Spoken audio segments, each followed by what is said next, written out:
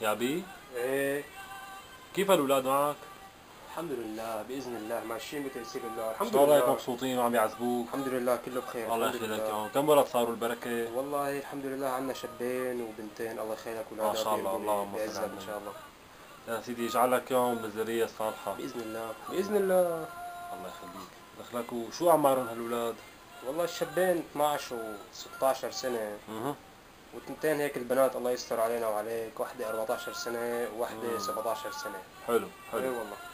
ما شاء الله. اي وكيف والله. دراستهم؟ إن شاء الله دراسة عم شو يا ينجحوا. زلمة؟ دراسة شو؟ تخليها لله. دراسة شو؟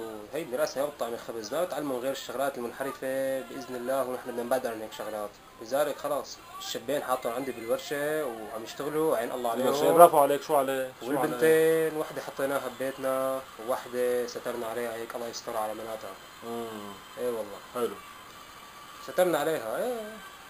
سترت عليها. ايه. لمين جوزتها؟ والله هون هيك جارنا بالحارة أبو محمود، هذا صاحب الورشة اللي جنبنا. محمود أخي هذا؟ زلمة، ايه زلمة آدمي وصغير والله هيك. بضايق محمود. صغير ومرته صغيرة الحمد لله. إن شاء الله هيك بتتفق الحمد لله إن شاء الله خير. يا سيدي. إن شاء الله إن شاء الله الله خير. يخليك يا إيه. عم. دخلك وان شاء الله جاي يوم الجمعة بعد الصلاة. إيه أكيد أكيد وعها لا أكيد. ضروري تجي. أكيد جاي يا أخي، بدنا حرية بقى. طالب بدنا حرية. ما حرية. بصير الحكي منوب. حرية بدنا حرية. قول يا رب.